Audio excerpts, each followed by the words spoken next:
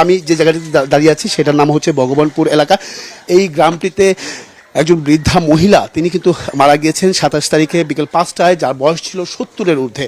তো এইখানে যেহেতু পানি ছিল সেই সময়টা কোমর পর্যন্ত পানি, সেখানে মাটি দেওয়ার মতো বা সমাধি দেওয়ার মতো কোথাও জায়গা ছিল না, যার কারণে এখান থেকে যখন এই রান্নাঘর, তার নিজের রান্নাঘর, সেই রান্নাঘরে কিন্তু তাকে সমাধি করা হয়েছে। আমি একটু দেখাতে চাই সেই সমাধির জায়গাটা কোথায় কিভাবে, কারণ তাদেরকে বসিয়ে সমাধি দেওয়া হয়েছে নিরুপায় হয়ে। আপনি দেখতে পাচ্ছেন যে এই সেই রান্নাঘর। 27 তারিখ তিনি অসুস্থ ছিলেন দীর্ঘদিন, সেই অসুস্থর কবলে 27 তারিখ বিকেল 5টায় তাকে হাসপাতালে নেওয়ার পথে মারা গেছেন। তবে চেষ্টা করেছেন এখানকার যারা তার পরিবারের সদস্যরা, তারা চেষ্টা করেছেন হাসপাতালে নিয়ে যাওয়ার জন্য, যেখানে এখান থেকে বেশ অনেকটা দূর, যার সময় লাগতো 2 ঘন্টা। কিন্তু সেই মুহূর্তে যাত্রা পথে পথে হসপিটালে যাওয়ার এক মুহূর্তেই তিনি কিন্তু নৌকাতেই মারা যান। পরবর্তীতে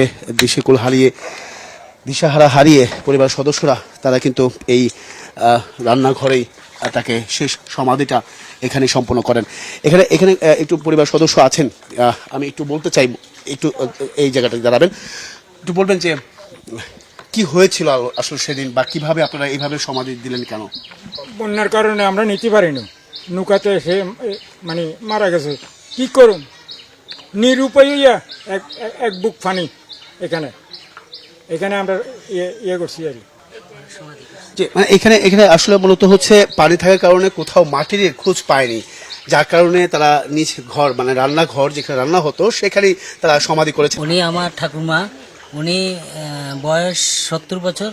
উনি হঠাৎ সকালবেলা একটু অসুস্থ অসুস্থ লাগতেছে, তখন ওনাকে হাসপাতালে নেওয়ার জন্য কোনো যোগাযোগ নাই, নৌকা ছাড়া আর কোনো উপায় নাই, কারণ চতুর্দিকে পানি আর পানি, প্রায় বুক সমান পানি, রাস্তাঘাট সব ডুবে গেছে। তখন আমরা কয়েকজন মিলে 2 নৌকা করে ওনাকে হাসপাতাল নিয়ে যাচ্ছিলাম।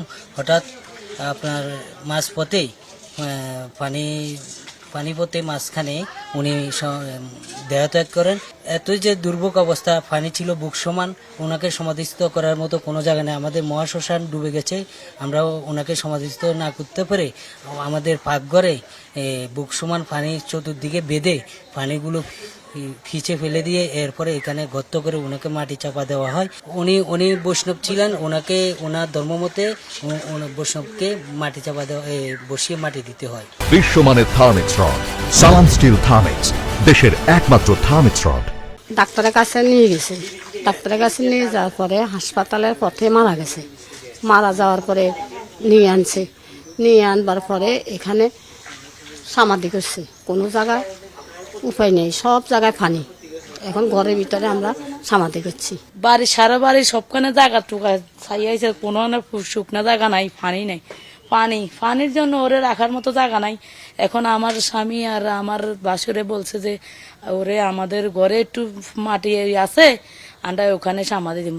কিন্তু যারা এসে মাটি দিয়েছে তারা বলছে না, এখানে দেওয়া যাবে না। তবু বলছি আমরা এখানে দেবো, কি করবো, আমরা কই নেবো? না নিলে ওরে তো বাসায় দিতে হবে, এখন ওরে তো বাসা নেওয়া যাবে না।